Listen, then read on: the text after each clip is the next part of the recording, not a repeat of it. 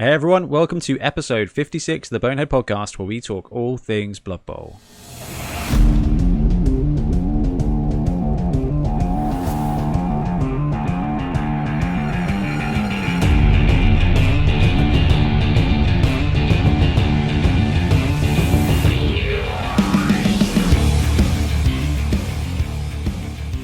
Welcome back, I'm Ben, and once again I'm joined by Blood Tithe Ben.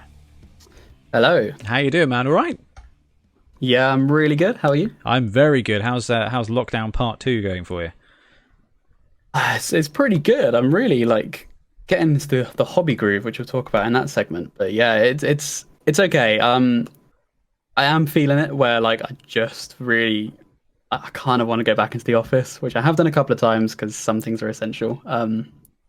But yeah, it's barren there. Because I just need to use one piece of equipment and then I leave. Yeah, no, it's getting there, but I'm filling the void with just so much Blood Bowl, which is really exciting. Man, the hobby, yeah, we will talk about it properly in hobby, but you have just been absolutely on fire. It's crazy. Anyway, on to the episode. What are we talking about today, Ben?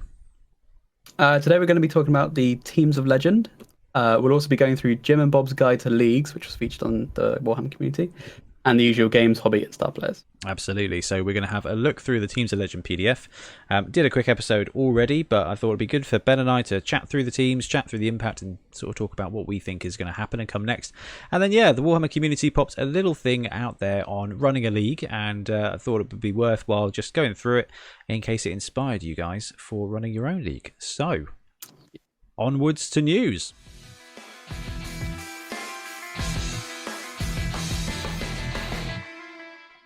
Okay, so as ever, we're going to start off with Blood Bowl news. Ben, what have we got on the news this week?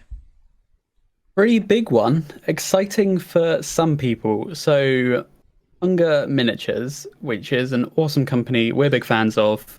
They produce the Pirates team. They've also got a few ones coming up with Khemri and vampires and stuff. Really awesome models. They announced that they're going to be doing a Patreon. Where it seems like they're going to be releasing a team every month. They haven't confirmed if that's exactly what it is, but at least the first month is the Pirates team, which they produced and the Kickstarter ended, was it around early this year? Was it this year or was it last year? Was it this year? No, last year. I think it was last year. It was last year. Kickstarter last year, and I think you guys only got your teams in February? Yeah, that's right, because I was going to take them to a tournament in Bournemouth, which got closed down just for COVID. Just in time. Yeah, no, which makes sense because they did the Undead Kickstarter and that's landing in February next year. So yes, that makes sense. The yearly thing. Okay, so Ben and I had a little chat about this before the show. So it's tricky. So our first December release would include Pirates Fantasy Football team as SDL files, a welcome box of 9 heroes and special Christmas models. So there's nothing on price yet, is there? No, so the standard going rate usually for Patreon is about £10, $10. Yeah. I don't have the regional. Have a 3D printer yet, and I back at least one or two. Because then you have the files. You subscribe for that month. They give you a link with a password. You go to that link, you download your stuff, and you keep it forever. That's usually how it works. Sometimes they send it into your My Mini Factory folder. Yeah. That's often a way they're going down it, which is good because then you don't have to download it. You have access to it forever in a vault. But this is interesting because for me, let's start with a good thing. For me and other people with a printer, this is phenomenal because these miniatures are really good. We've already seen RNE Studio do this. He's 3 months into his Patreon now. I've got 3 teams, just the files for. Haven't printed them yet, so I've technically not got the 3 teams. But you printed the Orc team for Triplo. That wasn't the RNE Studio. Oh, that was Pirates of the Orc Bay. Oh, okay. Their orcs look very similar. They are, yeah, the big mouths. Yeah, the cartoon thing. Okay, fair enough. Yeah, but yeah, I will be doing the human one soon. But yeah, anyway, moving on. Yeah, the Punga ones, I will say I prefer their style. I think they look sort of more realistic. I think they really suit the Blood Bowl aesthetic a lot more than a lot of other companies out there. Would you agree? These are top quality sculpts. Like They this are. is like we always talk about the Kickstarters. We always say, the third-party Kickstarter, incredible sculpting, incredible casting and production, very expensive at £80 per team. Yeah. Now, I know that the cost of printing a team is significantly less if you already own a printer, but there's cost and there's time, in fact, but that is so much less than £80, and it's unlimited, and you can choose the models you want to print, and like it's really cool. I mean, for me, I think it's awesome value if it's going to be £10 and you're going to get Punga stuff. The only thing is, I really hope there's not going to be people out there who back this Kickstarter, and I'm going to be massively honest, if they drop the Vampire Pirates team as STLs in the next couple of months for a tenner, and there are people who have backed the Kickstarter for the full whack and they're waiting for their physical copies, that could be contentious. I think that would upset some That's people. where that would sting. Like, I haven't backed the Kickstarters, but even I would feel bad doing that, just because it just it's weird, isn't it? Because you're so right. I mean, let's not lie. You've been looking at 3D printers a lot this week. Oh, absolutely. Yeah. Coming close, and you say you buy this team retail for £80, or you buy a printer for less than double that. What was it, like 150 at the moment? The one in my basket Just under is double. 150. Yeah. Yeah, so you can get a printer for 150. Let's say, Another 50 quid for equipment and resin. Yeah, and not stuff. even that. Yeah, but then obviously that goes to other stuff you print in the future as well. For this, in terms of actual resin cost, it'll be about like £5, and then and you have your team, and then you can have all the ones in the future as well. It's starting to get to that point where it's just like, oof. Because I mean, that's why I got the printer originally. Funnily enough, was the Punga Kickstarter made me get a printer, because I was going to drop like 150. Oh, I on their remember teams. this. Yeah, I do remember that. I'd saved up for it, thinking I'm going to get these teams, and then it came to the time, and I started to weigh up, just like, I could get a printer.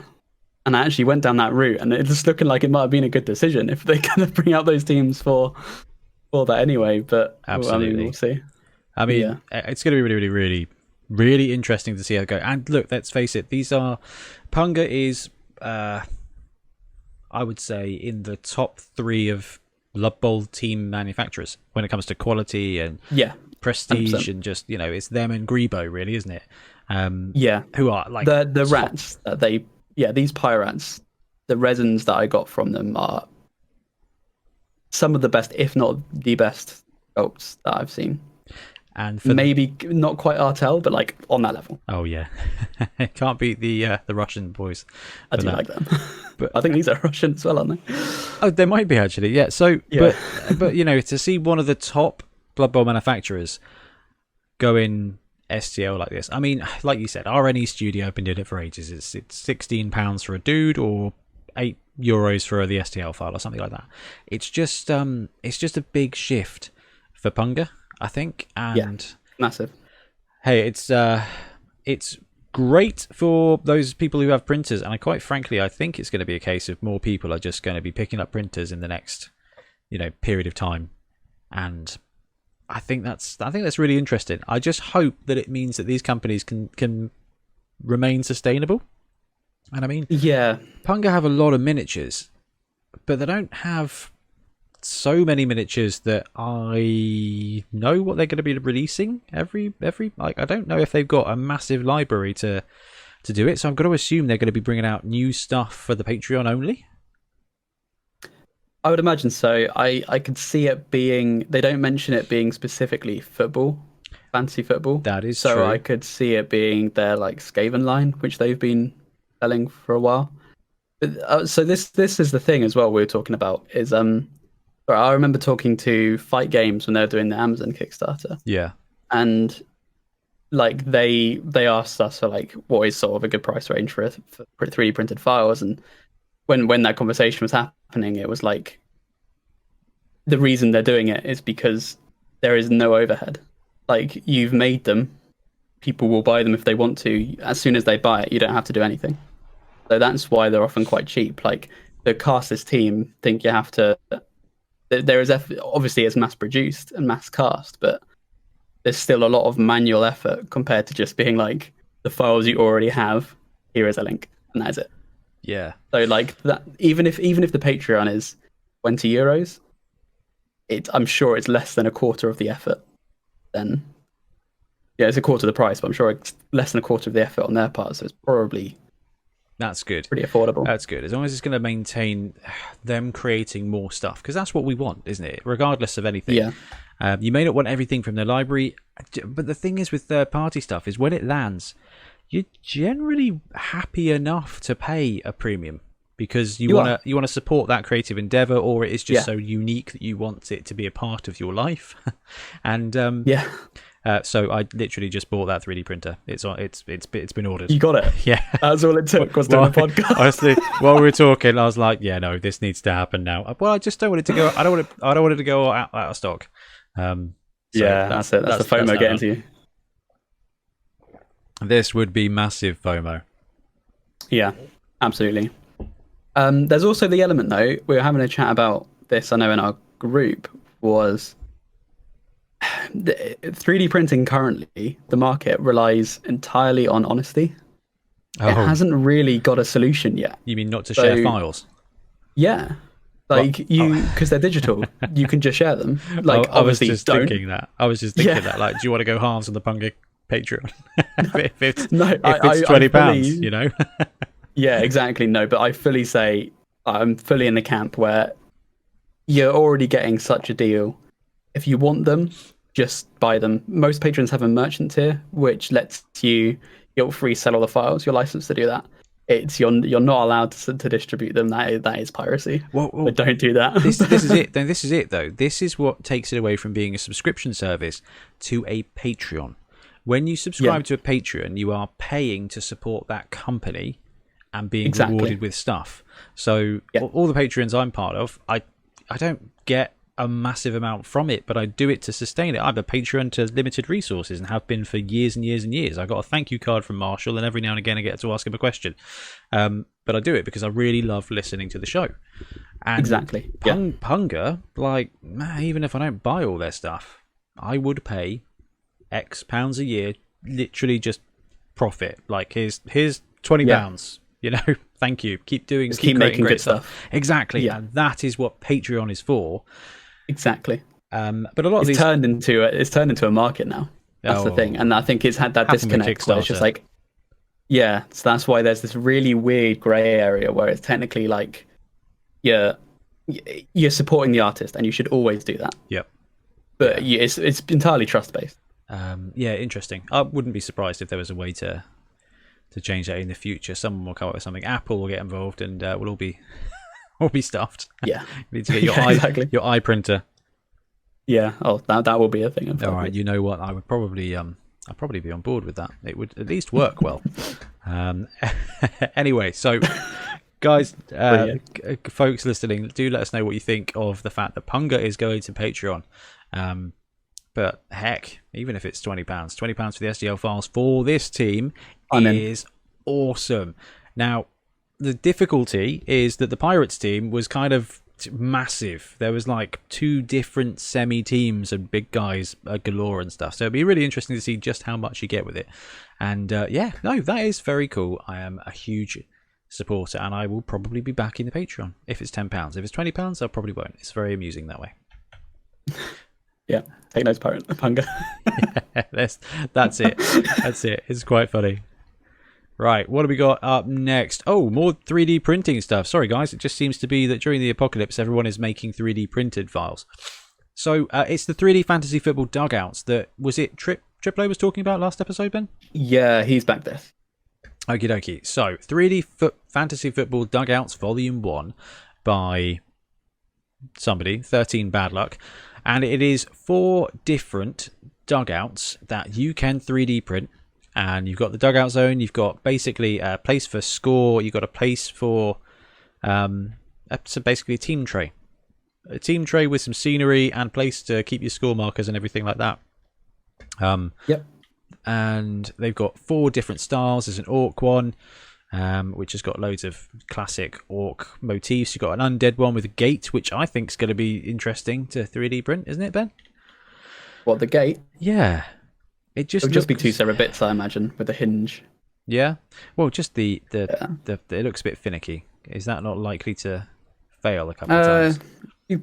If you print a resin, it'll be fine. For filament, bit of flat. You Yeah. print it like a icing, like what is it when you make tempered chocolate? You like that? Get Yeah. some That's some best some secret baking knowledge here. Hey, it's the Bake Off final tonight, so I've got to watch that after we. Oh man, I'm sorry. go. I'm sorry. I've told you away. It's all good. All right, cool. So it prints in multiple pieces. You've got bits. You've got the gates open, doors come loose, which is really cool. The ogre dugout is appropriate. It's got big maw tusks in there. So what do you get? You get all the dugouts, and you get this made me laugh. You get also all the dugouts include several ornaments for decorate. Skulls ×4, classic, and stones ×13. I was like, wow, we get free stones. And there is a free toilet that comes with it. So, Ben, resin printers. I'd say a printed toilet. You don't just get like a toilet in the mail. Yeah, it just comes with it. It's a lid. Yeah. So, Creality Ender, that's Right. Is that plastic? Yeah, that's the filament one. Okay, PLL filament. Yeah, that actually says that. Yeah, on there. yeah. So there's a picture of it, and it is printed with 0.2mm layer with filament. And I'm going to be honest with you, that print doesn't look very good. It looks very scratchy. I mean, it's awesome to print something like that, but that particular one doesn't look superb. Next up, however, the actual tray and building looks fantastic. Yeah, I'm wondering what the situation with was with that. Maybe it was 2 different printers. Maybe they asked someone to do it for them. But yeah, it didn't. You are right. The initial photos do look scratchy. A lot of that can be hidden with like thick primer. That usually hides a lot of the sins. Yeah. But you didn't want to print this on resin. You would not want to print this on resin. It would be too big and it would use too much. So this is definitely a plastic thing. Well, that's frustrating, as I just bought a resin printer. Nah, it's fine. It's the thing is resin gets you the detail, and you could print this. I wouldn't say you can't. It would just be harder because you have to break stuff up. No. Well, I think they've gone into great detail. So each thing is basically €10. And that's each dugout, and each dugout comes with bases and signs. So you've got a bunch of orc glyphs, a totem. The undead dugout comes with tombstones and doors and things. The ogre one just comes with barrels and a bonfire. Like, it's really cool. They've gone to town and provided everything that comes with it. There's a dice tray stretch goal that they're actually produced. So basically, bleachers as well. So there's a lot of stuff on here that is a stretch goal, but again, you need to have a printer for it. And it is, you get a personal license for all the dugouts for £32. So if you want one each of the dugouts, job done. Or a professional license for all the dugouts is £63. Which is not terrible. I mean, I guess the question is, Ben, how much would you pay? Not print, how much does it cost? Let's take away your knowledge of printing. Let's see if we can find a good picture of the actual dugout. So like the human one, the one that humans are demonstrating, or the undead one with the doors and stuff. How much would you pay for that? You're at a games convention, you're wandering around. It's got 3 different rooms for the 3 different things, and it's got a whole bunch of spaces for your models. What would you expect to pay? Honestly, I don't know. I've genuinely forgotten. It's because I said games convention. Yeah, maybe that's it. What's that? What's a convention? We've got. I'm not sure. Like, I'm trying to think. If that was Games Workshop, how much would that be? If that was Games Workshop and they're producing it, that would be what, including all the dugouts and stuff, like £40 probably. Yeah, it's probably a cheap question. Everything from Games Workshop is basically £40, whether it's terrain or a giant. Yeah, that's true. So to get a commercial license for £63, I don't know. You could print that off and sell it for £25. I think I'd happily pick one of these up for £25 from somebody. So it's just it's just interesting. I really hope this makes it. Now it's sitting at 539 out of 888 goal, 16 backers and 16 days to go. I like the product. I think it's really cool. It is completely superfluous, and at the moment I'm a bit worried about third-party Blood Bowl stuff, because Games Workshop has like the whole Blood Bowl 2020 box and the Necro team, and obviously Acorn the Skrull. It's just kind of gone boom and really kind of reset people's hobby sites, I think, on Games Workshop themselves when it comes to Blood Bowl. They've really come into the spotlight, I think. Yeah. And especially with the newer teams, something I've noticed is suddenly the Games Workshop teams seem like the good value now, whereas previously often wasn't, because the newer teams, they're designing them to fit the box, and like the ability in Black Orcs is you get everything you need out of the box, especially with the big guys in the starter set. Yeah. It's like it's starting to become actually Games Workshop is the cheapest option, and the Black is lovely. And it's making it difficult. £25 the Necromantic team is fantastic. £25 for all the positionals, and 14 players and all the positionals. Like it's a complete and utter no-brainer. Yeah, compared to like previously like an Orc team, which you need like 2.5 boxes. Yeah, and then a troll if you want the troll. Yeah, if you want the troll. And that's the point where you start thinking, well, third parties is like 60 quid, and you get different miniatures stuff, and that's only a matter of time. Arguably a lot of them better. It comes out on Punga's Patreon, so that'll be problem solved. Yeah. I think with that. There's Grebo left now, isn't it? Yeah. Oh man, the Grebo stuff is lovely. Yeah. And yeah, cool. Anyway, this is ending in 16 days. So if you have a printer or a friend with a printer who owes you a couple of favors, maybe back it, because it's quite a cool bit of bling for your Blood Bowl world. 3D Fantasy Football Dugouts, Volume 1. I don't know if this is 3D actually. Is this 3D printed as well? Please don't let it be 3D printed. No, you get a big guy. Okay, cool. We've got Fantasy Football Upgrade Pack Season 1. What is with these names? So Ben? I'm just like dread. I'm just you dreading it being another 3D printed thing. I know, but I don't know if it is. Let's have a look. Let's have a look. New miniatures for the Asgard Sons and Artemis Maidens team. So this is sitting at 3,762 against a target 5,333.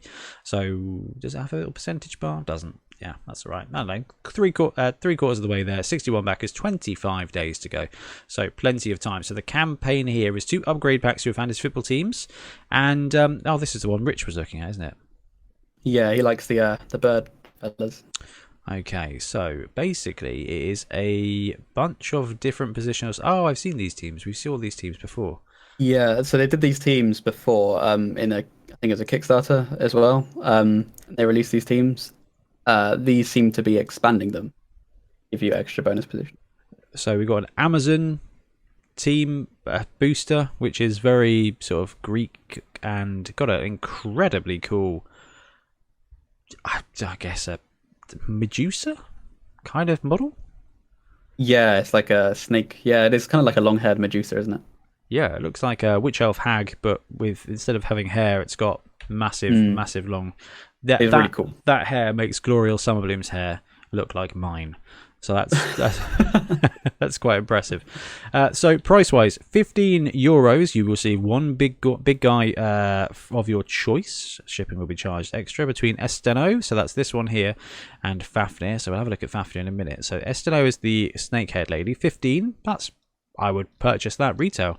And then you've got the Asgard Sons one, which is the Norse expansion pack, where you've got a couple of random bird people. You've got a fox person. Let's just skip straight past that. You've got a couple. The sculpting and the positioning of these miniatures is fantastic. It is. They are really nicely done. And mix of genders without being completely inappropriate, which is superb. So Fafnir is the other big guy, which is 100% Ben, a Chaos Dwarf Minotaur, isn't it? That's what this guy is. That's so much so. Basic one massive arm. Yeah, one massive arm and a massive rock as well. I assume there's a thing for that, like in lore or something. So big guys, here we go. So the big guy is €15, and you get one big-handed Chaos Dwarf Minotaur or the Snake Lady, which is pretty good. Basic pack, €32 for 7 Artemis Maidens, or €35 for 7 Artemis Sons. That's the Norse players. Now, the Norse player, you've got a couple of positionals and 1 werewolf dude, really. Those bird people are quite interesting as well. And you can get the big guy lumbered in with them for 45 or 48 euros. So, or you can get it all together. So, price-wise, it's not bad. The sculpting is really good. It's interesting they've done an expansion. I know it's for the team. Do you think this Kickstarter is just to kind of re-advertise the team? I think there's a bit of that, and that's kind of what we were saying before with the whole Patreon thing. You mentioned Kickstarter. Yeah. It's sort of become like this, hasn't it? It's a storefront. I like the dice, but they are $12.50 for a set of 3 block dice. Like, I like them, but that is pricey. Printed. Yeah. It's I like it. No, don't get me wrong. I absolutely love these models. I think they're fantastic. I think the Ulfwerner models specifically for the Norse look incredible. They're the kind of things I'd want on a Norse team. Probably some of the best I've seen. But yeah, you are right. It seems a bit like an ad for the team, which is fine. It's totally fine to do that. Fine to do that. So let's just check. So you can purge without a reward, or just pay €5. Add the add-ons, and you can get the team and everything as well. So that's right. So basically, if you're looking for a Norse or Amazon team, this is a pretty great way to do it. It will be expensive. Well, you can pledge £80, and you get both the Norse and the Amazon team, the whole team, and the character. You get 2 teams. Is that the teams? Yeah. So you have the season 1. You receive both complete packs of this project. Also, you receive 1 miniature of the Valkyrie Queen for free. Ah, but isn't that packs of this project? Isn't that just the expansion packs? Both the expansion packs together? Oh, yeah, you're right. Because that would have been really cool to get 2 teams for €90. It's 2 sevens teams. Yeah, it's 2 pretty good sevens teams, to be fair. Yeah. Anyway, some very cool models. And now we know that Norse and Amazon are still in the game. You can, in fact, plan your Norse team and plan your Amazon team. Just do it carefully. Now, we're going to talk about it in the next segment, because you never know what's going to happen. Just talk to Underworld players from last season. You never know what's going to happen. But that is Fantasy Football Upgrade Packs Season 1 at cool models.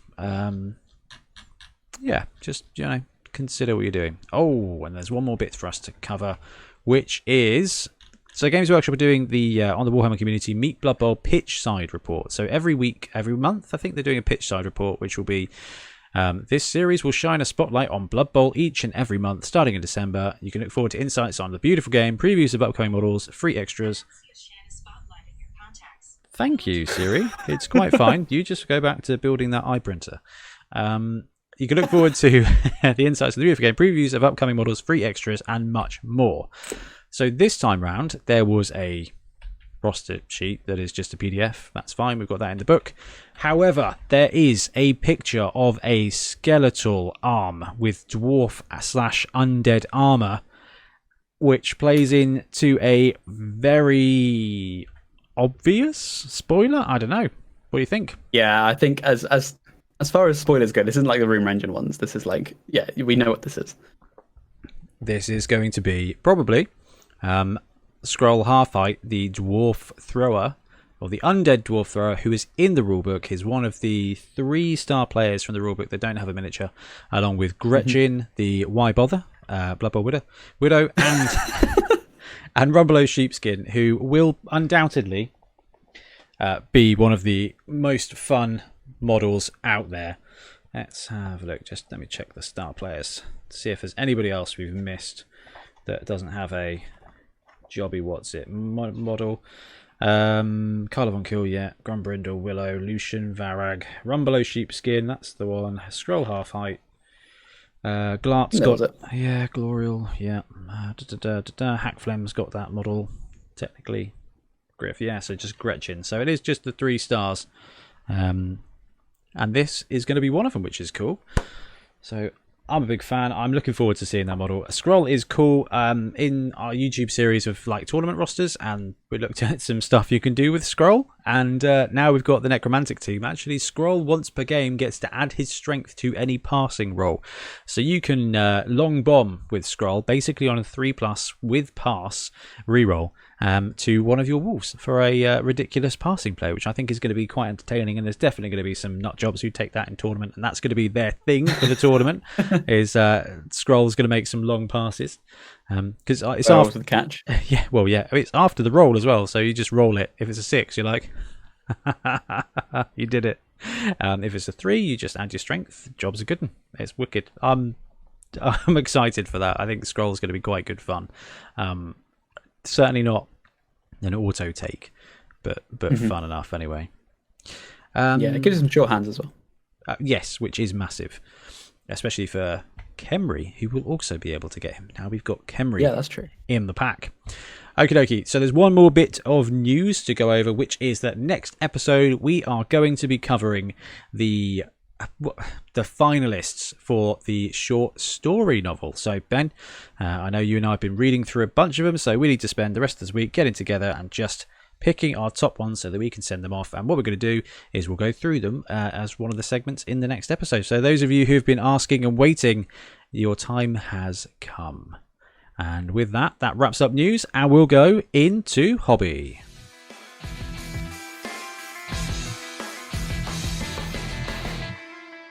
And we're back, and it's time for hobby. So take a deep breath. I hope you're sitting comfortably. Ben, take it away. I hear you've been painting some things.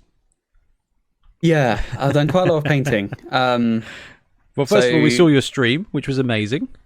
Yeah, did we talk about that on the last episode? I can't remember when we recorded last and when that was. Everything's been a blur. Yeah, I don't know. I'm not sure if we did, actually, you know. Yeah, so yeah, we had the 24-hour stream, which was awesome. That was on the 14th, I think it was, of November. So yeah, we probably didn't. Yeah, no, that was really good, and I really appreciate everyone who joined because yeah, I didn't get as much done as I hoped. So we had this. We had the new teams. We got, thanks to Entoyment, I got to demo their store copy for them, which was great for them, and for us even better because we got to play with toys. Oh, so good, so good, so happy. Yeah. So big thanks to them. Really, really, really nice support. We blitzed them together. You did an unboxing really early. Shipped them over to mine. Taxied them over.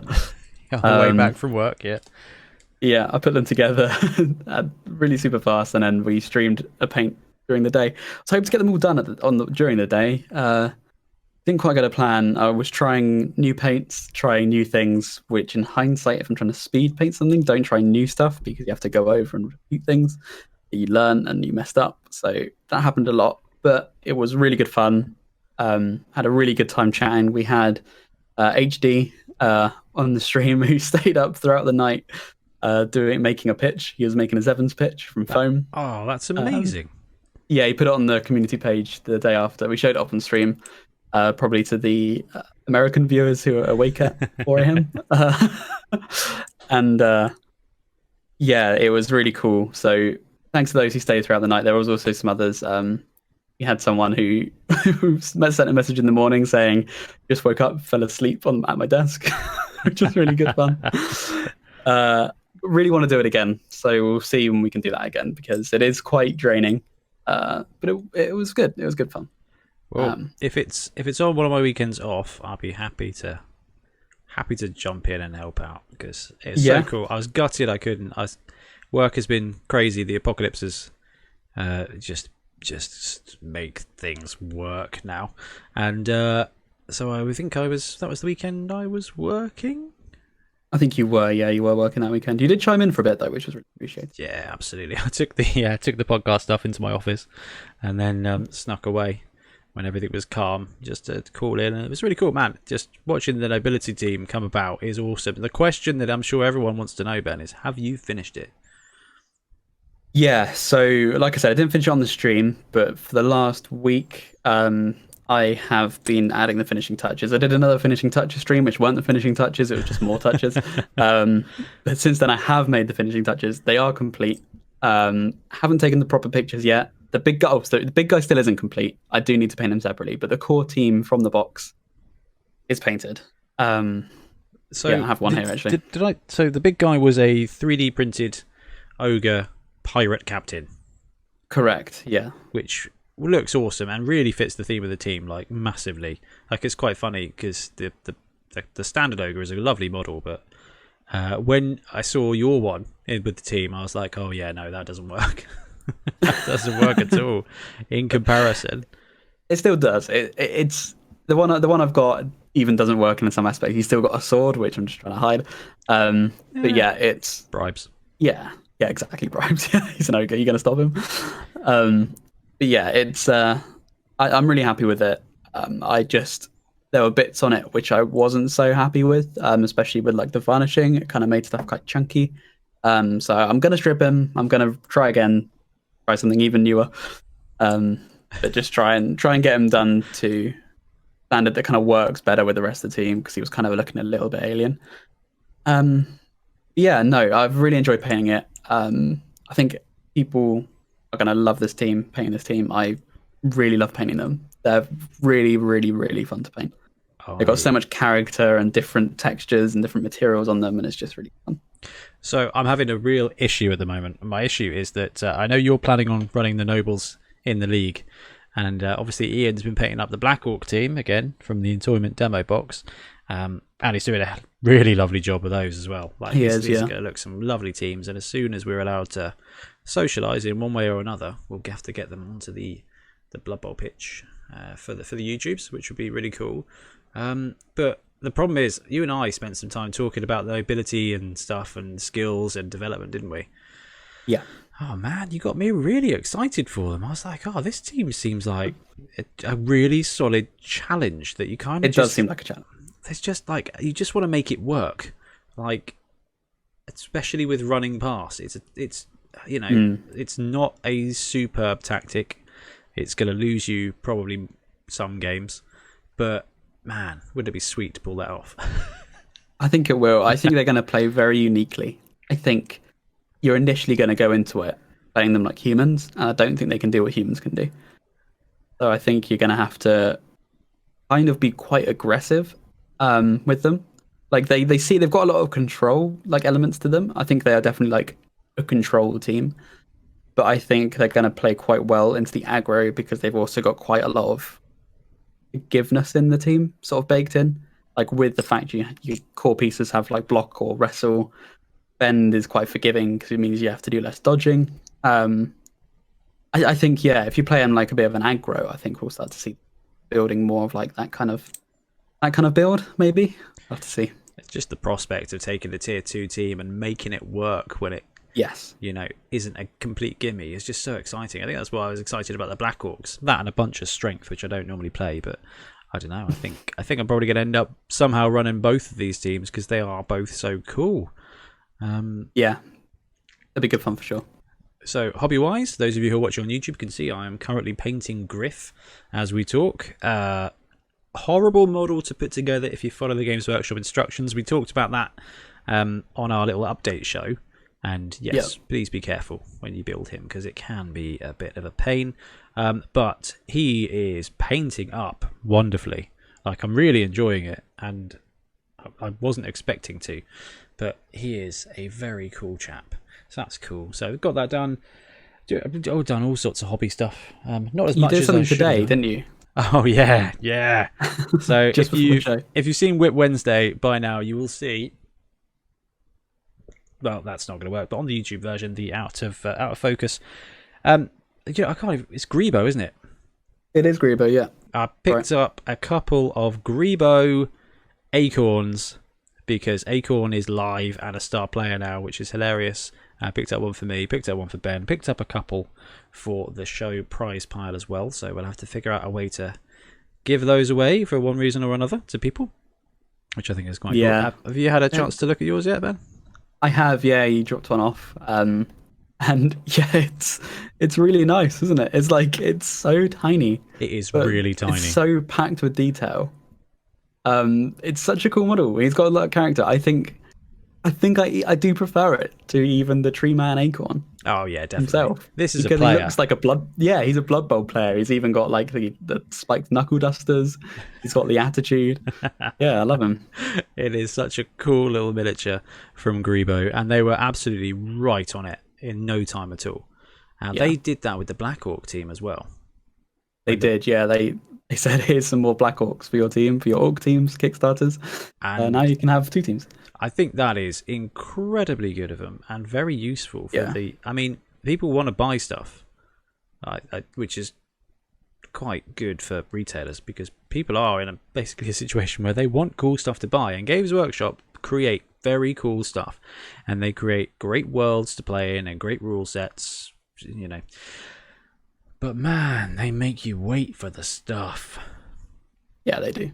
So if Grebo can swoop in and be like, oh, that's a cool new star player you come up with Games Workshop, and in 4 days we can release ours, I don't know, I think I'm going to end up with 2 of every star player Games Workshop come out with. So good job there by Grebo. And yeah, I got home and I was like, oh, I haven't really done a lot this week. I need to get some stuff done for Whip Wednesday, and just sat down and just painted it to completion. And I did it using no Agrax. I was going to say this. You challenged yourself, didn't you? Well, you see, watching you take a 24-hour paint stream, using the airbrush, using the wet palette, using paints you've never used before for a team you've never painted before, I thought, well, I'm just enjoying my hobby too much. I need to emulate Ben and make things too difficult. That's not like that.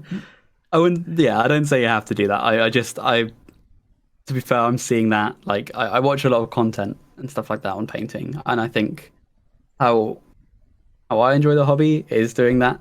I wouldn't say everyone has to do that. I'd say paint how you enjoy it. You know, if you like doing it, you like painting, you have a method, you paint, you get stuff done. That is great, and I love doing that too. It's just for some reason at the moment I'm on a binge of where I want to try everything. I want to try new stuff. Often it results in like just a more have serious, to do something again. A more serious note is that during the lockdown, I've seen everybody's painting level up. So in the group chat, really has, yeah. In the community, stuff through Whip Wednesday, and I'm like, I still paint the same way I painted like 5 years ago. I was like, it's time to just start actually. I thought I would just try and do something ever so slightly different now, and realised that just simply not using Agrax sounds like a very like pointless challenge. However, I use Agrax basically on everything. It's my omni shade, like block Agrax, basically done. So just to try and dark colours and blending up and stuff. It's not a great job, but it's good fun, and it's quite fantastic. Happy. It looks really good. I'm quite happy with it. It's come out fun. Yeah. Like, painted orange as well. Ended up being Ian's patented colour scheme, which is orange and teal. You've probably seen his Orc team. You've probably seen his blimmin' Warhammer Hannum and his Miami Dolphins colours. So yeah, that's quite cool. Now, talking of content and trying new things, do you want to talk about your next project, Ben? Yeah. So earlier in the week, Entoyment were like, if you want to get some of the old teams in the old boxes, we're having a sale. So I think they reduced it to 25% off, which is really good. And I said, you know what, I'll get a couple of teams I want. I got one which I've got the Ogre team, which I have been wanting for a long time. And this was a good excuse to get it. But another one I got is the Old World Alliance to expand basically I'm going to use the humans for the nobility, just to expand them a bit, and then maybe replace them with some like RNE ones or something. And I have this old project off to the side. But anyway, the ogres I have built yesterday and started painting yesterday and carried them on today a bit. And I'm using them as practice for the... What am I talking about? I'm rambling so much. Okay, let's focus, Ben. I'm getting too excited about hobby. Right, I got the ogre team. Trying something new on them. I'm trying some proper like fully airbrush skin. Following Vince Venturella's guide, which he did on his ogres. And they've come out really good. I'm really happy with them. You should be. They look really, really cool. I mean, I think they might be the best models I've painted so far. The airbrush stuff just looks really atmospheric, which is quite a funny way to describe it. But they look. No, I think you're right. They look like war photos. They've got they do a bit, don't they? Quite sort of desaturated. Yeah, just that kind of like that spread, that softness to it. It just looks like it should have a quotation and a date underneath it. But wasn't there some kind of like this guy painted an army in 12 hours or something? Is that Ace Ventura guy? Yeah, Ace Ventura. Yeah, he's a really good painter. He does a lot of like his video series is hobby cheating, and they're honestly really good. If you want to like, if there's something you want to try, or you feel like you're scared to try, you've heard the term float around, he'll have a video which explains it start to finish, everything you need to know, and they're really solid, and I've kind of been binging them a lot lately. And yeah, one of them is this ogre army for AOS in 24 hours, which is something I'll be picking up the battle force, so I want to try that. Did you watch that before you did the nobility team in 24 hours? Yeah, that's it's stuff like that which gave me the idea. Yeah, the 24-hour hobby thing is quite a thing on YouTube at the moment. That's pretty cool. A lot of the painters, but that's kind of what inspired me. I'm not sure Tiff would let me stream for 24 hours in a row. I'm sure she'll be fine. Keeps you out of the way. Yeah, well, I think we're all just worried I'd die, I think. Maybe. I'm not as young as I used to be. I actually managed to hurt my back last week for the first time in my life. Oh, no. So I went to work and I was like sore, and everyone was like, "Are you okay? What have you done? Like, are you all right?" And I was like, "Yeah, I just literally lifted stuff. Like, I didn't lift anything heavy. I just lifted some stuff.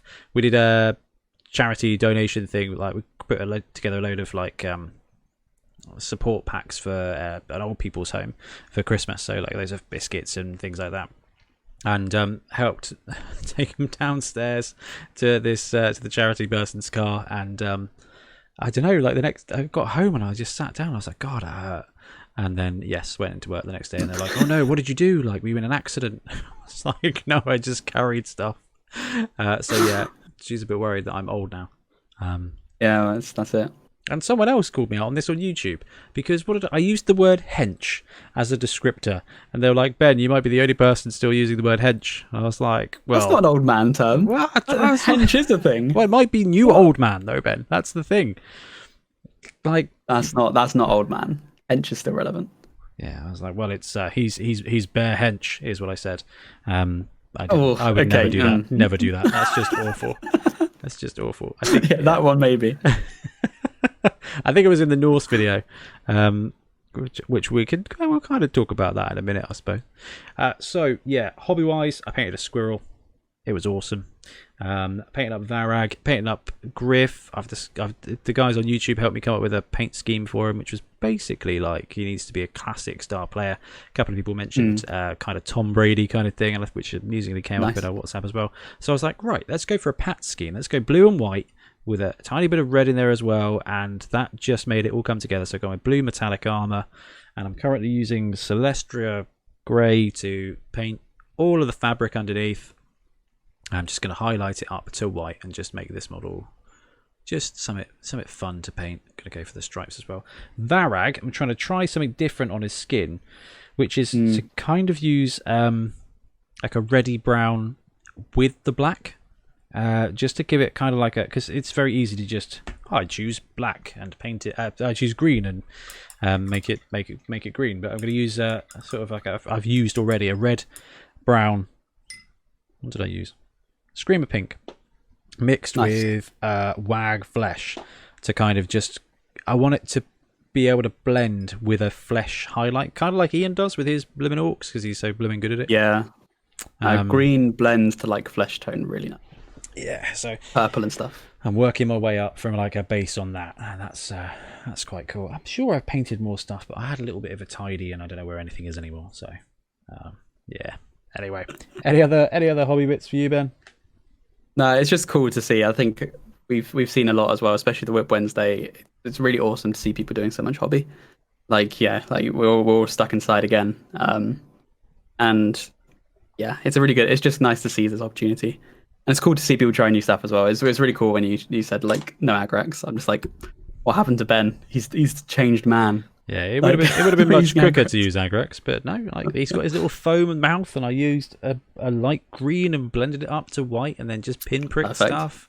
Like, yeah. And that's what I mean. Take something out, and you can only improve. If you try, like, and that's the thing as well. It's like, you try something new, you're not going to get any worse. because you're still painting.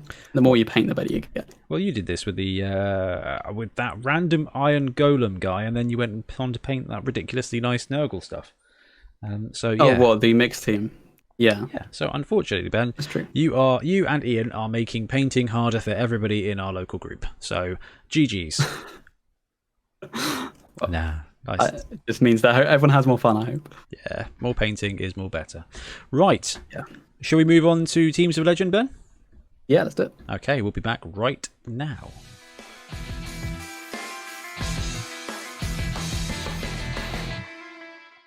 And we are back right now. So, Teams of Legend have landed. It landed twice on the day of release. So, if you guys follow us on YouTube or listening to the podcast because you listen to our feed, you may have heard the first episode that landed with the original unedited version of the Amazon team, and probably my tears as well, which was undoubtedly entertaining.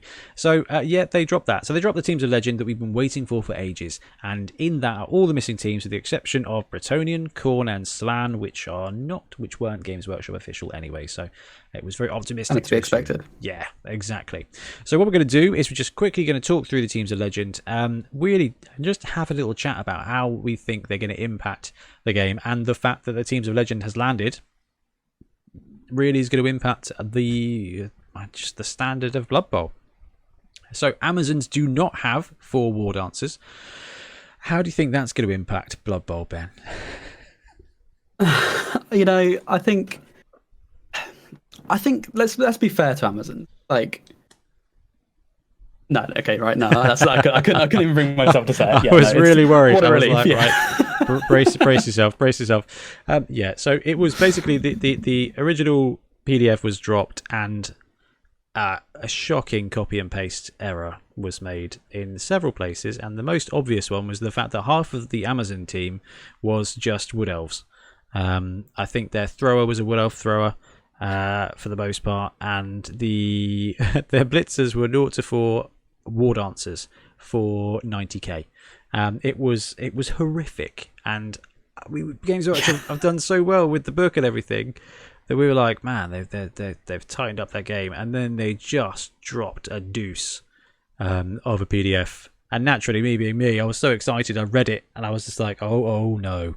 And then they corrected it.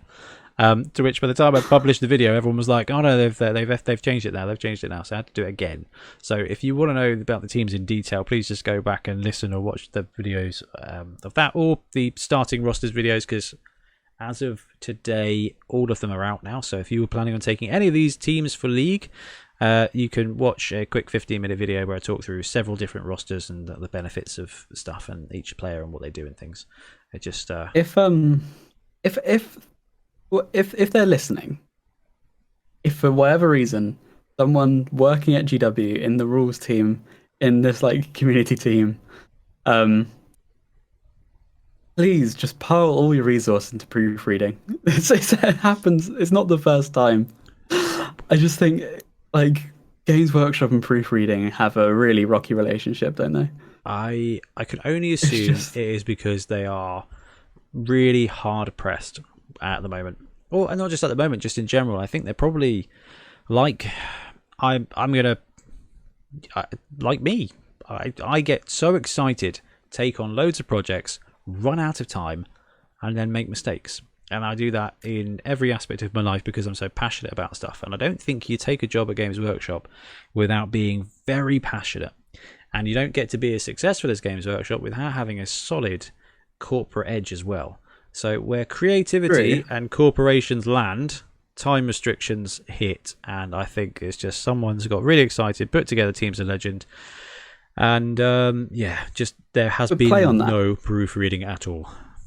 Get a focus group of 10 hand-picked dedicated fans who will snatch up the opportunity to be beta testers at GW, and just 2 hours before you put it out, email them, be like, rules preview, and they will pick it up because the community did in seconds. Yeah. As soon as we opened the file, pretty much everyone we knew was just like, what the hell would happen to Amazons? Oh, it was like brutal. A lot of this stuff I feel could just be picked up just by sending it to 10 fans.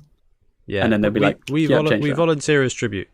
Yeah, we will volunteer. There you go. We'll be two of the handpicked bands. Chuck it in our Discord, and 2 seconds, you'll have it all sorted for your Games Workshop. Look, straight up before we carry on, I think it is. Actually, let's float this a different way. Ben, do you think it is good or bad that we have a Teams of Legend PDF now? Oh, good, fantastic. So Is that the wrong answer? Oh no, that's great. That's great. There are no wrong answers. Just inappropriate ones.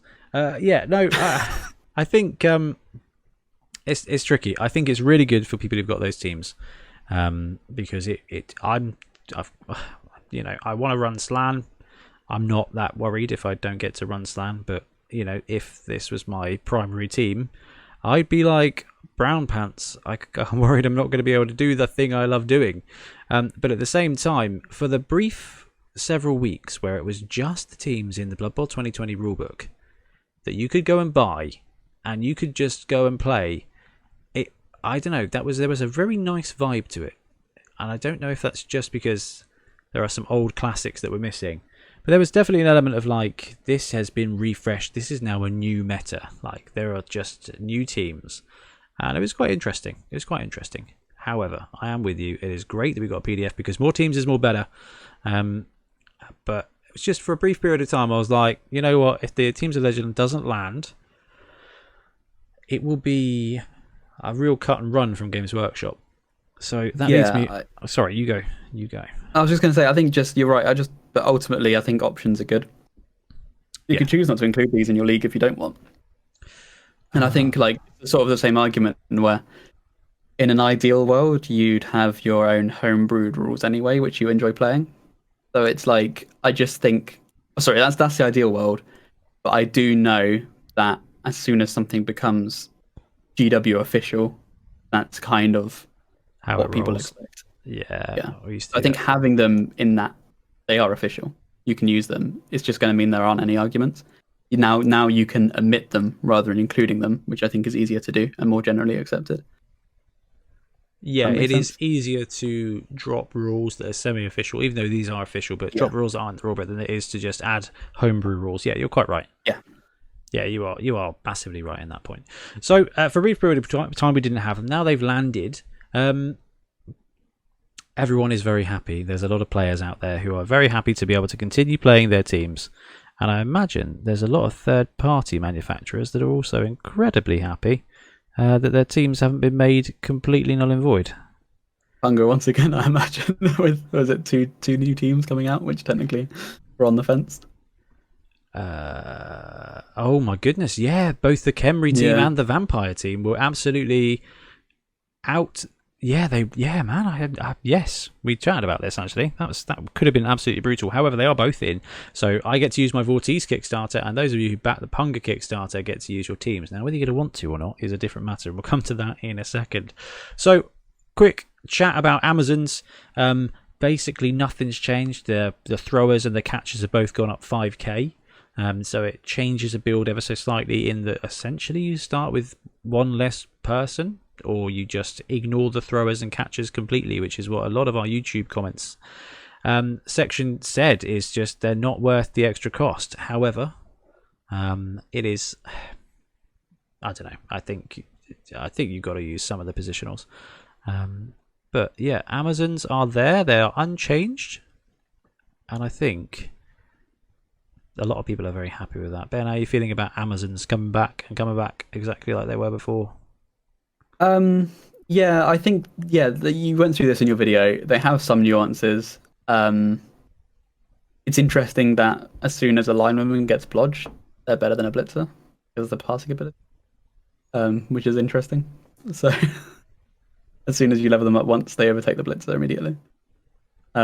That is legitimately ridiculous, with the exception of the fact they don't have strength access. Oh yeah, that's true. Who needs that? But that kind of rounds up the Amazon team. It's a very interesting team. It's I say interesting to use, not interesting to think about using. I think it's probably quite a good training team to kind of get I think it is, to understand how to play with nothing at all. which is kind of what you do with Amazons. So yeah, to summarise, Amazons nothing. Now, they only get the Lustrian Super League star players.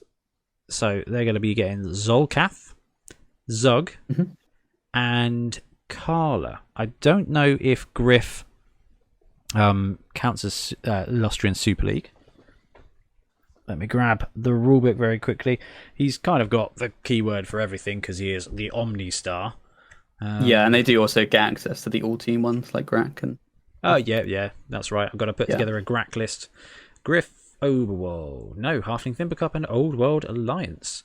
So that is basically meaning they're getting Carla and Carla, Zug, and Zolcath the Zote. So one of the biggest things. Great options. Yeah, well, Carla and Zug are fine, but they're not getting Roxana. And Roxana used to be a massive thing for Amazons, and I think in that regard, that's a solid improvement for what is it when you call it like quality of life? That's it, quality of life changes. That's a software and QA term, isn't it? Yeah, kind of. Yeah. Video games. Yeah, quality of life got better. So Amazons, not a massive change for that. Chaos Dwarves. No surprise here. There's not a massive change to really any of it. I think it's pretty expected from what we have seen people in brew up. Yeah, honestly, I looked at one. I think it might have been it was either Stevens or Flick McConnell's, and I think I put it into our spreadsheet. And the only thing that was different, with the exception of the Minotaur, which comes to in a second, is the Bull Centaur actually has a passing of 6+, and it was put down as passing dash, which I think is interesting. I think it's interesting it got passing 6+. But 6+ is basically dash, though, isn't it? Well, I don't know. You still get that cheeky opportunity, and that's worth it. I just wish zombies had 6+. I think everyone should have 6+, except people with no hands. It seems like a peculiar rule. Anyway, the enslaved Minotaur, though, I think has landed pretty well. Did you get a chance to have a look at this, Ben? Have you considered why the enslaved Minotaur got good? Is it because the animal savagery now? Yeah, it can do stuff. It's not just limited to standing still if it gets stuck on its own. Exactly. So animal savagery is kind of like wild animal, but if you fail, it's either bonehead if it's on its own, or it punches a dude next door. Now, you do use claws and mighty blow and everything if you've got it, so standing next to dwarves is going to be risky. But your Minotaur will always blitz as long as you've got somebody next door to it, which I think, no surprise here, makes this Minotaur one of the, if not the best big guy in Blood Bowl now. Because I think he's probably overtaken, because he's not ever going to fail a blitz. If you need to blitz with your Minotaur, you put a Hobgoblin next to him, and if you roll a 1, the Hobgoblin gets a punch and no one cares, and you just mince off with your Minotaur anyway. And that's actually quite a significant strength boost for the Chaos Dwarf team. Yeah, it really is. And the weakness for big guys like this, and I had it a lot with the Bloodthirster, was you just, as soon as they're tagged and like knocked down, or if they're even like knocked down, and then the game progresses past them, it's really hard to get them back into the action. Yeah, you have to waste a blitz, really, to do it. And you don't have to with this guy. You just need to support him with a bit of friendship. He's the lonely Minotaur. Basically, with a bit of friendship, he will do whatever you want him to do. It's more like really stupid now, but more reliable. Just more violent, really stupid. Yeah. I like that. I think it's cool, and I don't think the Minotaur was taken all that often on Chaos Dwarf teams. I think Bull Centaurs were kind of preferred because they are more reliable. And now the Minotaurs are pretty valid. Now these guys get Badlands Brawl, Favoured Off, and World's Edge Super League, so they get a ton of star players, including Hackflem. So Chaos Dwarves are going to be definitely one to watch. The Minotaur got better, and they got access to very good stars. So Ben, this one is all about you, man. The High Elves. Have you had a chance to look and digest the High Elf team? I admittedly haven't seen your video yet, but as soon as I saw a throw, it's like, this is everything I wanted from the High Elf team. Like, obviously, they're boring as hell. But like that thrower with Cloudburst, pass, safe pass, good. Love that. Okay, so High Elves have stayed High Elves, and they've stayed High Elves really, really hard. So yeah, the only change here is that the throwers went up 10k, and Safe Pass, which has now been split in half in Blood Bowl 2020. So Safe Pass is if you fumble, you don't fumble, he just stops, the activation ends instead. So that's pretty good. And Cloudburster means that if someone tries to interfere with the ball on a long bomb, you can make them reroll a successful deflection dice. Yeah. So that's basically, it's very similar to what it was before. I think it might actually be a bit better. Yeah, because he had safe throw and pass before, which is basically these skills. Yeah. AGP. So the thrower is still, really good.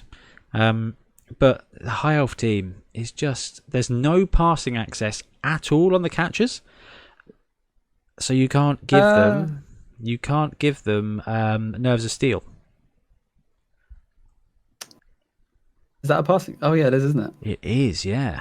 This is quite a bit of a blow to that team, because you kind of always look at them and you think, okay, that's fine. The catchers aren't quite as good as the Pro Elf ones, but with a level up, maybe you get a double, give them Nerves of Steel. You're thinking Blood Bowl 2020, I'll just save up, take dodge, then get Nerves of Steel later. Not going to be quite so good. So the thrower is more expensive, and the catchers are just not as good. Yeah, but the catchers are still really good, though. I mean, they are still really good. Yeah, absolutely. They're still elf catchers. I think you're just going to have to dodge first and catch in the end zone rather than catch and then dodge. Which I think is probably a better tactic anyway, if you're going to go for the passing play. With Cloudburster and stuff like that, it kind of encourages you to go for the long throw with them. Yeah. I think this whole team is about that, kind of just survive the bash with what limited bash you have. You got better armor than Pro Elf teams, so exactly. You've got a little survive bit the bash. A little bit of resistance there. Go long.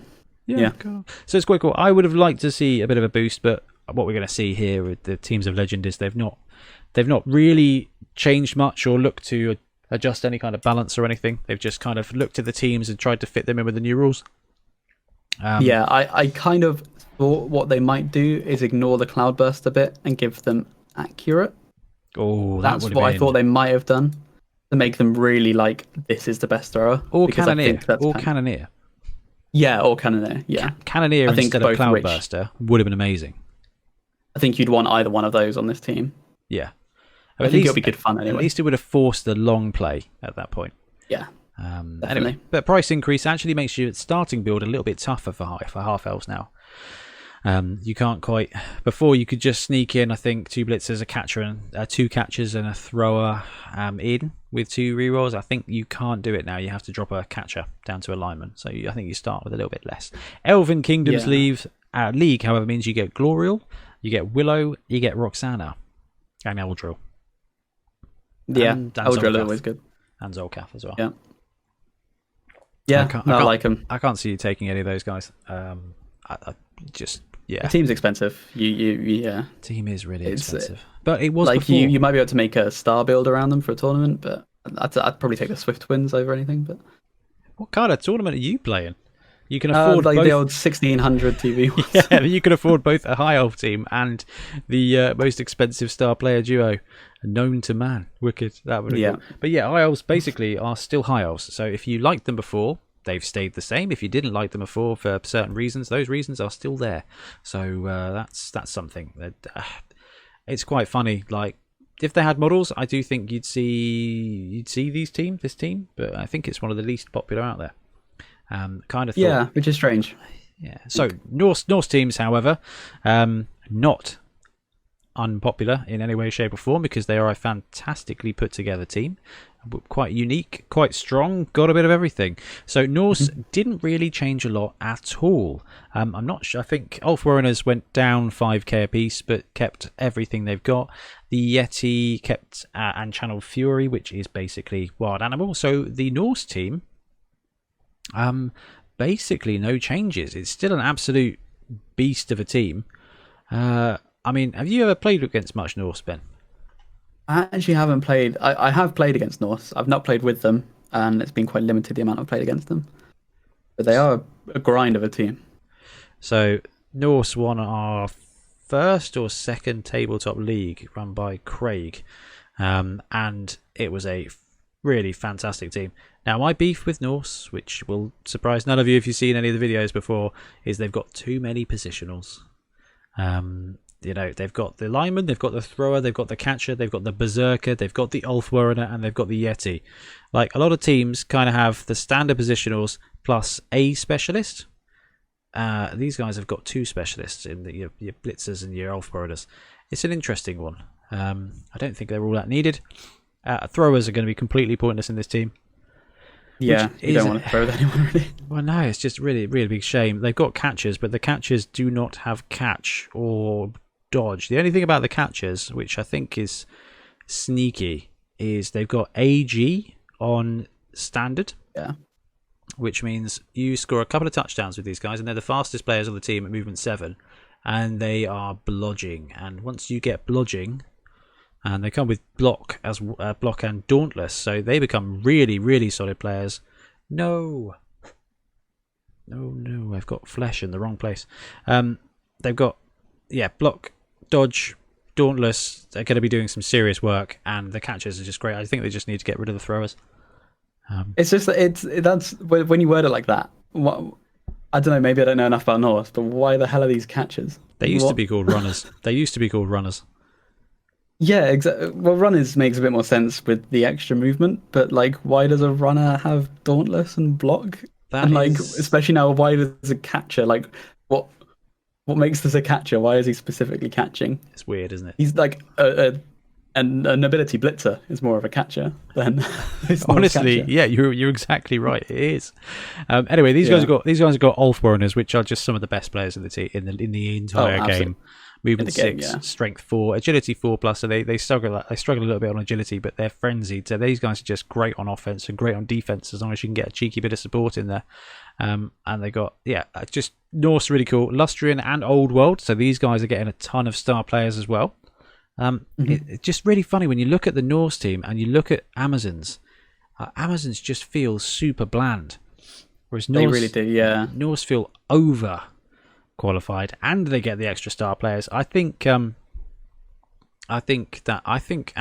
or Norse are due for an update. I think there's something going on because there's just the Norse team has just got so much going on, and the Amazons have got nothing. Like the block frenzy jump up berserker, I think would make a really interesting Amazon player. Like their blitzers being like frenzy jump up. I think that's pretty Amazon, right? Oh, yeah. Or being a little bit like crazy and agile at the same time. Interesting to see the two teams combined.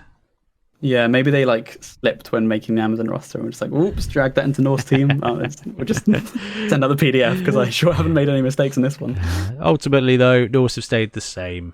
Right, another team that's basically stayed the same is the Tomb Kings team. However, they had a bit of a boost across the board in that everybody is now a proper skeleton and actually has thick skull as well. So the anointed throwers, anointed blitzers now have thick skull and regeneration, so they are going to be sticking around as they should. Cheeky passing 3+ on the anointed thrower though, which is quite amusing. Edge 4+, pass 3+. I love that. But I think that cements in like the passing being not just necessarily you're more agile. That's why I quite like the separation. They're more just they're strong. I do too. I was thinking about this on the drive into work today, actually. I was like, okay, so we've got the differentiator between pass and agility. So there's design space there that they could explore. I was like, that's, it'd be cool to see the first team they use to explore that space. They've got really good passing and really bad agility. And I'm like, well, who's going to catch the ball?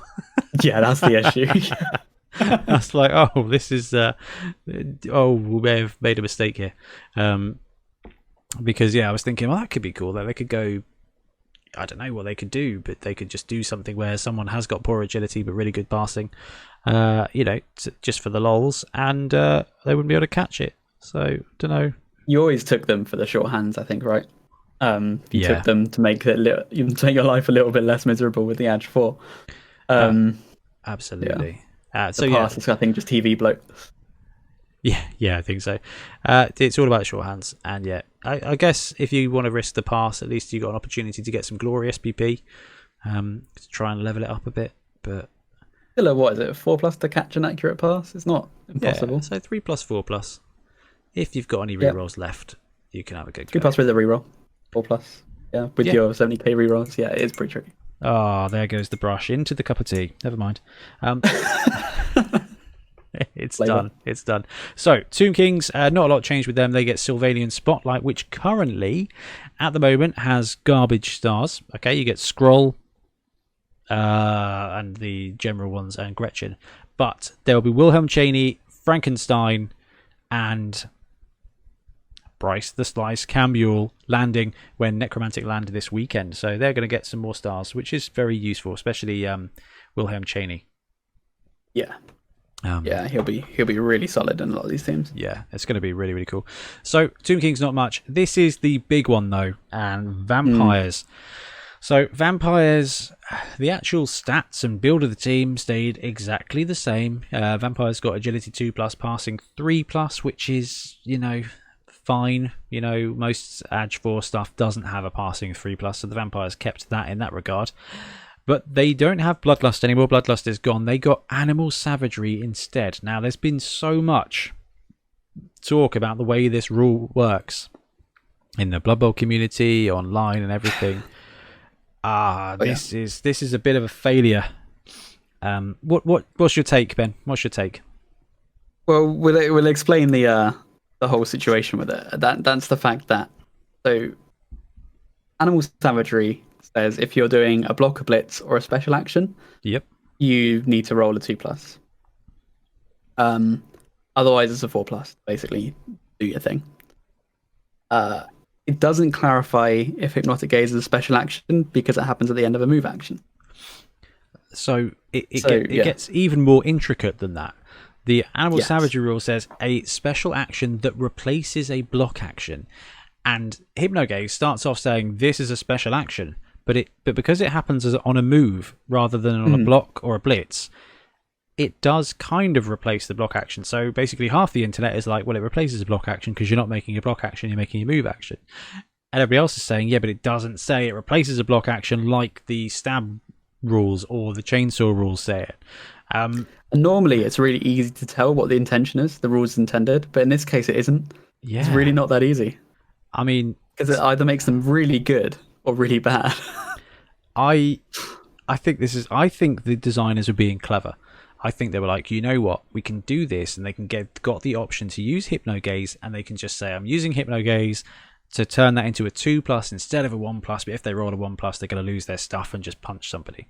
I think that's what they were trying to do, but didn't clarify the rules well enough. So currently, technically, I think, technically from a literal point of view, it is 4+. Hypnotic Gaze doesn't specifically say it replaces a block action. Rules as intended, or rules as just feels right, for me, is the 2+. Where do you stand, Ben?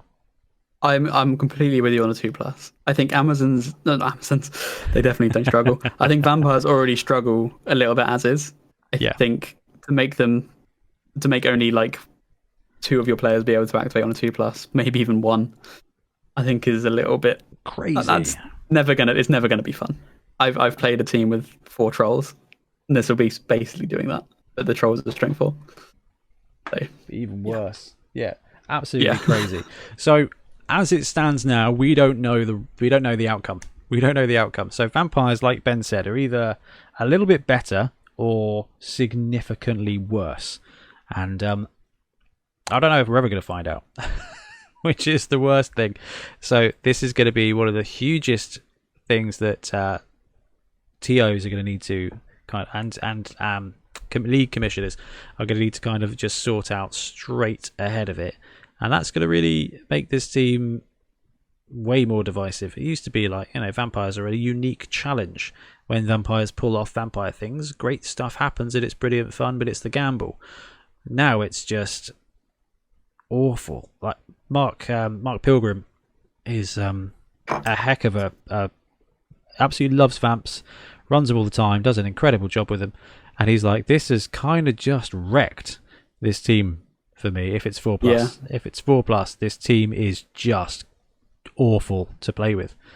And that is a bit of a shame. And I don't know if Games Workshop are going to worry about correcting it or getting an FAQ out for it, because they don't make the models for it, and they've already changed the document once. They still haven't fixed the anointed blitzers on Khemri yet.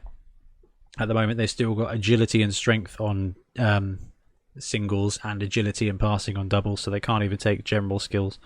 So there's still a little bit of QA needed on that bit, and I don't think. Sorry to interrupt. No, go. I think with the vampire team, I think maybe they don't care that much because we might be seeing a replacement on its way. I think if this was to stick as Teams of Legend, they may have put more effort in. So maybe that's tinfoil hat though. That leads us brilliantly on to what I was going to pester you with next, mate. Which is what do you think the crack is with this? First of all, everyone's been asking this question: are we going to see these teams ever again? I think we will, but I don't think they're going to be these teams. I think they're going to do the nobility Bretonnian move, where they're not these teams anymore. They're something slightly similar in theme, but we've tweaked them to be a bit more interesting. We've tweaked them to fit in a single box of miniatures. And yeah, change the styles around. So I was originally of that opinion. However, there is now the difficulty that if they were, so I think we were talking about Amazons before, weren't we? I said they should, they could rebrand it as a Dryad team, and the Dryad team all comes with dodge, and then they've got a bit of flexibility with what they do. But now if they do that, that's just going to end up with both teams, and I don't know how that sits, because we're going to lose Bretonnians and gain nobility, and that's kind of like all right, it is now the nobility team. If they had Bretonnians in this document and they had nobility team, it would be really interesting because that's my thing. I think the other way. I think they're just going to release these teams again. I do think there will be adjustments. So like in Underworld, which I loved the adjustments for Underworld. I know I'm biased because it's a gutter runner, but actually they changed that team up. It's now exciting. It's not what it was before, sure, and some people's collections got nerfed a little bit, but it is now an exciting team. It does stuff. Stuff is good. Amazons, if I can see them bringing Amazons back. I can see them bringing all of these teams back to play on the name hype, and I think where they've got these here, I think they'll do it to play on the name hype now. I think they'll. What do you mean by name hype? They'll be like, boom, high elf teams are back. And everyone's going to be like, I loved high elf teams, but this time they're doing this. And I think it's going to be that. I think it's going to be that shtick. Whereas before they could have just been like, yeah, high elf teams are gone. Like, just, what high elf team? Don't worry about it. It'll be good. It'll be good for both those players who play high elves. What, for you and some other dude? Yeah. Hey, I don't know. I would love to see a boost to high elves in any way, shape, or form. And I think that's it. I think they just need to find a way to make these teams exciting, equally exciting. But yeah, I think we're going to see them revamp all of these teams. Revamp, nice. Oh yeah, revamp it. I do. I think, and I would love to see vampires first because they need it. They needed it before. And now they really need it. We've had so many debates, not debates, but discussions about how would you change Amazon. Said it again. How would you change vampires? We're just going to have Vampisons, and we're just going to combine them. We can talk about how to change Amazons if you like. But there'll be some people out there who won't like it. Because I don't mean the War Dancer build. But it's just quite funny. But I guarantee dwarf sales shot up in that 15-minute window.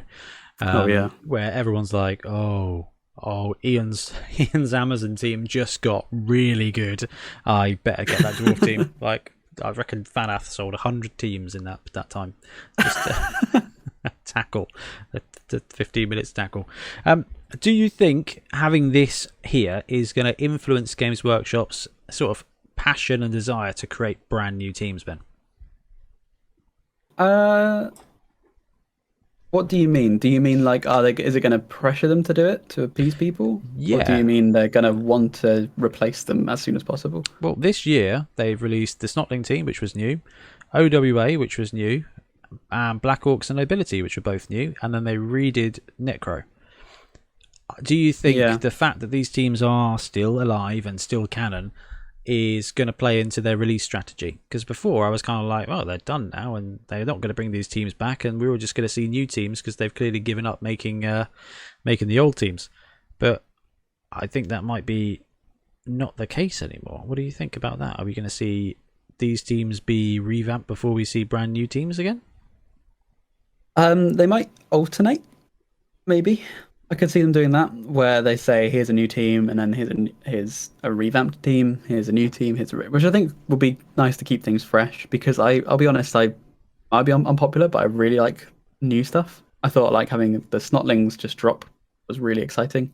Same with Black Orcs. Nobility was more of a change, I think, rather than a fully new team. But yeah, and I think it's exciting. I guess that's what influences the whole thought of, well, because I know we talked about it quite a lot. Like, actually, our Amazon's gone, and they're going to replace them with something similar to Amazons, but not actually Amazons, which I think is what you were just talking about. But now Amazons are there. I don't know. And more importantly, for tournaments and things like that, we've got a ton of teams now. We've got 27. If Games Workshop starts bringing out new teams and new teams and new teams, I mean, how many teams do you think is too many teams for a game, for a tabletop game? I don't know. I don't think you can have too many in Blood Bowl, personally. We've had tournaments to prove that.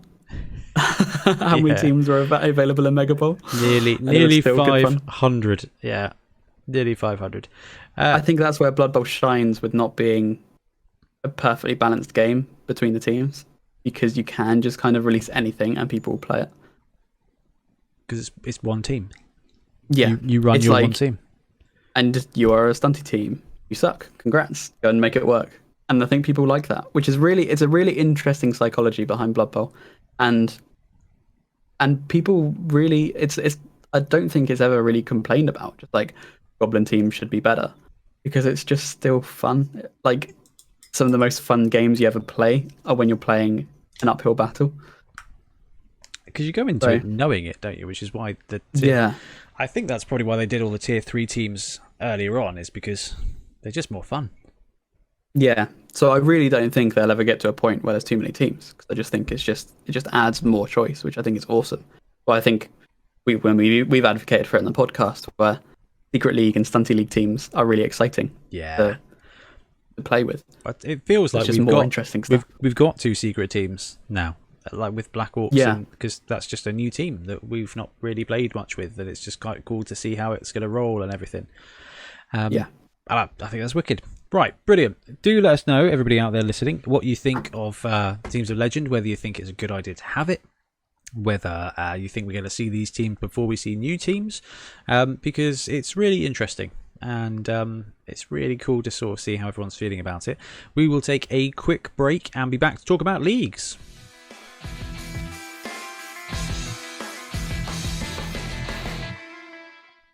Okay, we are back, and we're going to look at Jim and Bob's Guide to Blood Bowl Leagues. So this landed last week, and it's basically just a Warhammer community semi-article written in the form of Jim and Bob talking, and they are the commentators for Blood Bowl, which is quite novel. And really, I just wanted to go through and look at some of the advice they've got for leagues and whether or not we think it's a good fit, Ben. So I'll put this in the show notes as well. I'm not going to read it out in Jim and Bob voices. Oh, I thought we were going to pick a character. You don't want to do that, Ben. You don't want to do that live. That does sound tempting. Who do you want to be? Who do you want to be? I'm not. I think if I try Bob, I'll embarrass myself. I'll sound like a child. So Bob is the ogre, isn't he? Yeah. That's right, Jim. Leagues are a great way to play. Welcome, sports fans. I'm Jim Johnson, and my colleague here is Bob Bifford, and we're here to talk to you, eager coaches, about how to run your own Blood Bowl league. See? That's right, Jim. We could do it. Nah, that's it. Okay. Right, cool. So basically, the first part of it is them talking about how star player points work. We've done that to death on the show and the YouTube channel. if you're watching this on YouTube version, you'll see the picture where all the models are just not remotely in the squares, which is incredibly upsetting. And the floating arm. I don't know really what happened here. This is just photoshopped. Are these people not on the bases? If you look on the left-hand side below the blitzer, or it might just be a lineman, there's like a random arm in the bottom left-hand corner. There's just some random floating chaos bits, which is really bizarre. That is really interesting. And they are like, you can tell because there's no depth. It's all like cropped out and stuck on. It's a bad image. Why on earth would they do that? That makes no sense. Because COVID, they can't go in and handle and arrange all the stuff. But I'm assuming. But there's loads of stuff. There's loads of stock art. I know. Yeah. Yeah, I don't know. Yeah, just repeating stuff. Yeah. Anyway, they talk about SPPs and things like that, and now they've got the bit here. So it said each team in a league or league division, if you've got lots of teams or want to split them up into divisions, plays each other team twice when aware is up to the team's coaches. So they recommend you're running a league where you just have a group and you play each team twice during the season. Teams gain league points for winning and drawing games. And more for scoring lots of touchdowns or casualties. So the way they want to do the league scoring here is a win is 3 points, a draw is 1 point, and a loss is 0 points. And additionally, league commissioners may wish to award bonus points for the following: 3 or more touchdowns scored is 1 bonus point. Having a perfect defense, so letting no touchdowns in, is another bonus point, and causing 3 or more casualties, counting only those that generate SPP, as described in step 3 of the post-game sequence, plus 1 league point. So if you 3-0 someone and casualty them, you can get 6 league points straight off the bat. If you go for a 0-0 draw, you get 2 league points. If you go for a loss, but you score 3 casualties, you still get the league point. It's interesting. What do you think about that as a league scoring mechanism, Ben? I think this is cool. We pretty much had this in tournaments, right? Like you would get bonus points for... Yeah, it's very similar to our tournament. Our tournament thing is 30 points for a win, 10 points for a draw, and you get 1 bonus point for each touchdown and each casualty, up to 3 of each, and 1 bonus point for perfect defense to reward the Nurgle and Dwarf players out there. To make them feel included. I think it's... I really like this. It really encourages you to do the high score games, but you could argue, like you just said, Nurgle and Dwarf teams kind of struggle more. You could argue. I think they would struggle to get 3 touchdowns. But they don't often struggle to refuse touchdowns. So at first I was like, this is... But actually, I'm with you. I think this is a great idea. I'm thinking about it in our league. So our league just uses points for wins. That's it. Wins and draws. And then the tiebreaker is on... strength of schedule, I think, is the first one, and then it's touchdown differential, and then it's casualty differential and stuff like that. But actually, this, I think, would make players more interested in the other games that are going on. Yeah. Oh, yeah. It'll always remind me of that Football Wobble Cup, where we were all crowded around Lewis in the final. I think you will get that vibe with it, where... you'd have wrapped up your game and you're just like, right, okay, how is that game going on? Because that game is going to stop me getting the playoffs if he concedes a touchdown. That's it. You need to score a touchdown or he's going to get another bonus point and I'm not going to be able to catch up. Like, I think that's actually really cool. And it's so funny that it's just such a small thing. And I imagine there are loads of leagues out there that do this already or use tournament scoring and things like that. Because in tournaments, like Ben said, Fubble Wobble, all of these bonus points meant that the last round, because it was a team tournament, was really tense with all the scores and everyone's interested in the other games and the captains were kind of just doing the maths, and it was just awesome. And yeah, it would be really good in your league and in your division to be like, oof, actually he 3-0'd him, so he's got 4 points now. He got 4 points from that. Yeah. 5 points actually for a 3-0, you know, and if you max it out, it's the equivalent of 2 wins.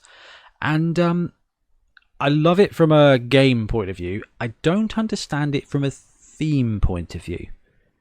So we don't often delve into the lore and stuff or the theme of Blood Bowl, but Blood Bowl is a massively narrative-driven thing. Okay, you are fantasy role-playing a coach, and your team is playing in a tournament that's being run in a fantasy land.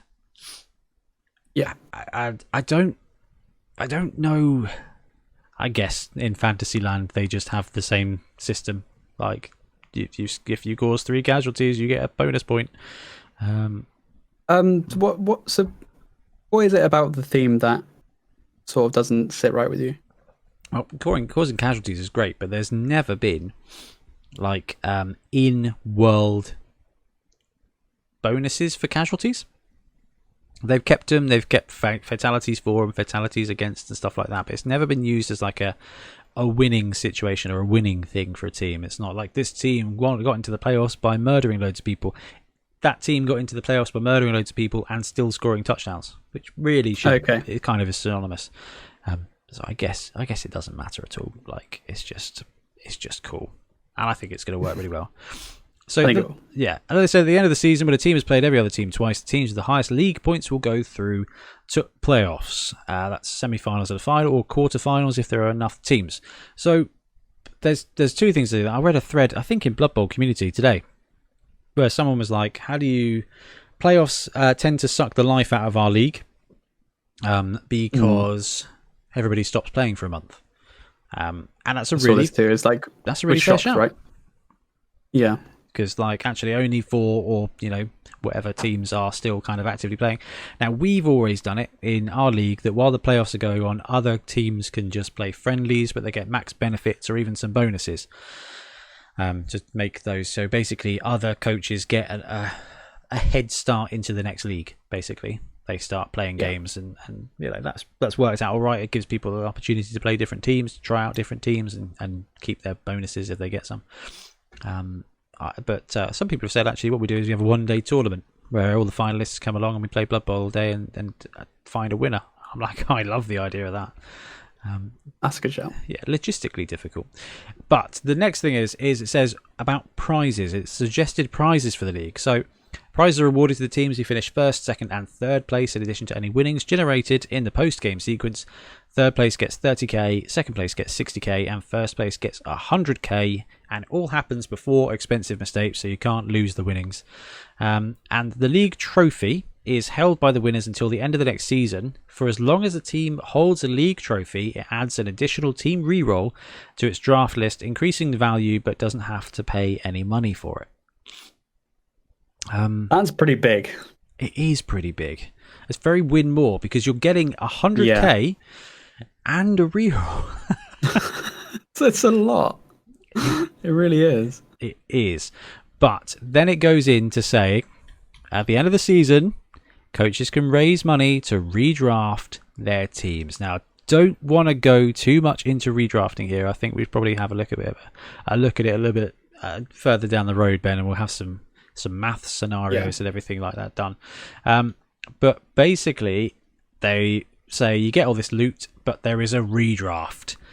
And redrafts, I am famously not a fan of because I believe it's just win more, and I don't think I prefer catch-up mechanisms than win more mechanisms. How do you what's your take on that, Ben? 100%. It's like this person took this team, beat everyone else before, started off with a big bonus, and now he has a big bonus. Is he just going to do it again?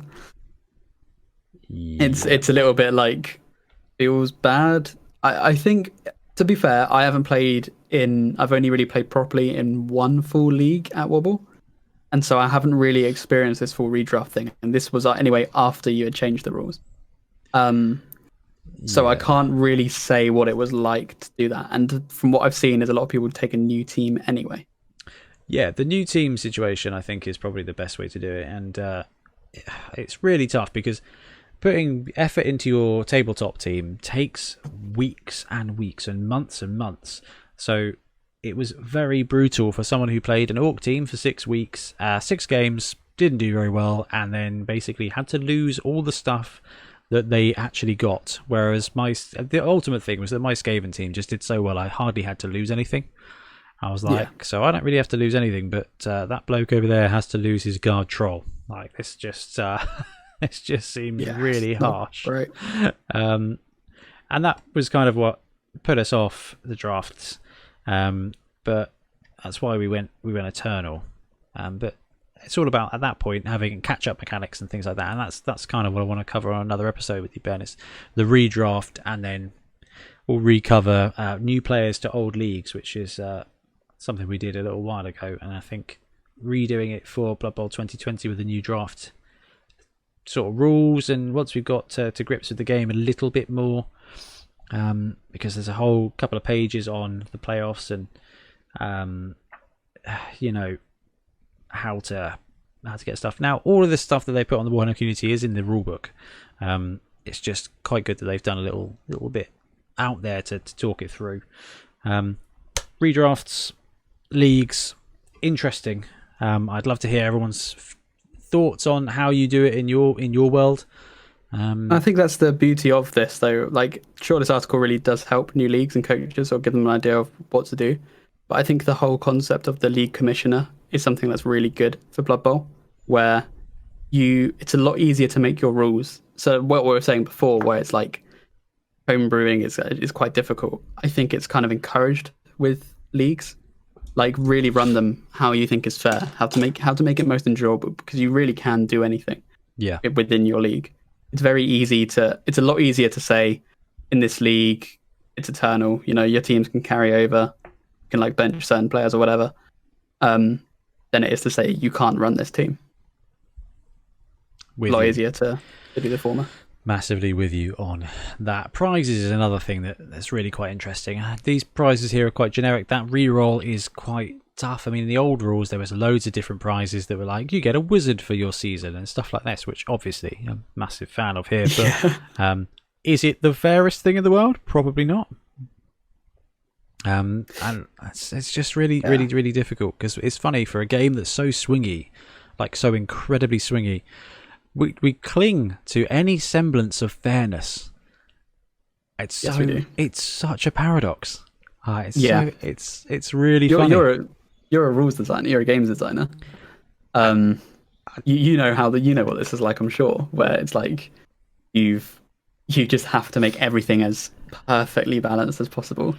It drives you crazy. Yeah, we had some. This is why we're doing the redesign of Engage, because there was a combo of systems you could take on a ship. So you could design an organic ship, and it could have a bio redistributor, which basically you could cause hull damage to generate auxiliary power to boost up other systems. But then you could also have a regenerative system that automatically you could roll each turn, and you would sometimes just regenerate your hull. So I played this one ridiculous game where I had this team of my bio fleet, and basically just spent the first few turns eating itself to supercharge its weapons, and then it just went and healed all the damage, and I just kept just boosting its weapons, and it just became this absolute beast. At which point I was like, I need to we need to change that. That one completely flipped through play testing and about 4 years of the game being out there with hundreds of copies sold. And I was like, wow. So it's only until I went really deep that I discovered that actually balance is there's always going to be a way to kind of break something. But but the thing is with Blood Bowl is that actually, you know what? You won a league. You're the champions. Like, it is an extra reroll, and it does go to your TV, but it's an extra reroll on your TV. So you're paying for it in team value. So it's an interesting one. It's an interesting one. What would be a good incentive, in your opinion, to win? I'm a big fan of wobble dollars. But that probably just suits our league. So wobble dollars basically is cash for games that you can use to. Say you won a tournament, won a league, and you get like 50 wobble dollars, and that's 50,000 that you can then spend on any team. So you can go and win the championship with one team. So you go take Pro Elves, you win the league somehow, and you're like, cool, I kind of fancy running ogres next season, but I don't want to give up on all my efforts. So kind of just that kind of eternal recouping of bonus cash that can be used for different teams. It kind of creates just a bit more playthrough than did really well with this team, it was really sweet, and it's gone. And so just and it's gone.